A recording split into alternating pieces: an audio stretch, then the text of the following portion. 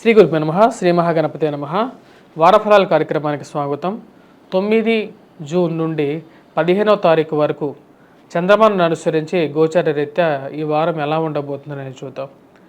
ఈ వారంలో ముఖ్యంగా వచ్చేటప్పటికి వృషభ రాశి వరకు వచ్చేటప్పటికి జన్మరాశిలోకి వచ్చేటప్పటికి రవిగ్రహ సంచారం పంచగ్రహ కూటమి ఫామ్ అయింది. అది వచ్చేటప్పటికి 12వ తారీఖు నుంచి స్లోగా మార్పు అనేది జరుగుతున్నది అన్నమాట.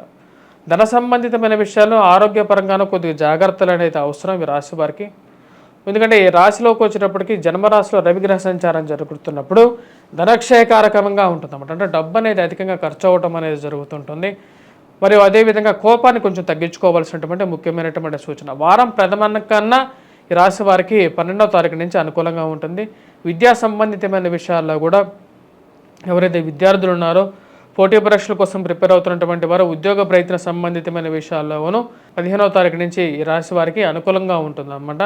ఉద్యోగ ప్రయత్నాల్లోనూ మరియు అదేవిధంగా భారీ ఇన్వెస్ట్మెంట్స్కి అంత అనుకూలమైనటువంటి సమయంగా గోచరించట్లేదు వృషభ రాశి వారికి.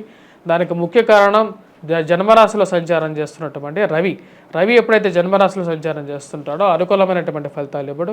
వ్యయ స్థానంలో ఉన్నటువంటి కుజుడు కూడా అనుకూలమైనటువంటి ఫలితాలు ఇవ్వడు. కానీ రాశి వారికి లాభస్థానంలో ఉన్నటువంటి రాహు రాజకీయ పరంగా అనుకూలమైనటువంటి ఫలితాలు ఇవ్వగలుగుతాడు అన్నమాట. ఇదే శాస్త్రం చెప్పబడింది.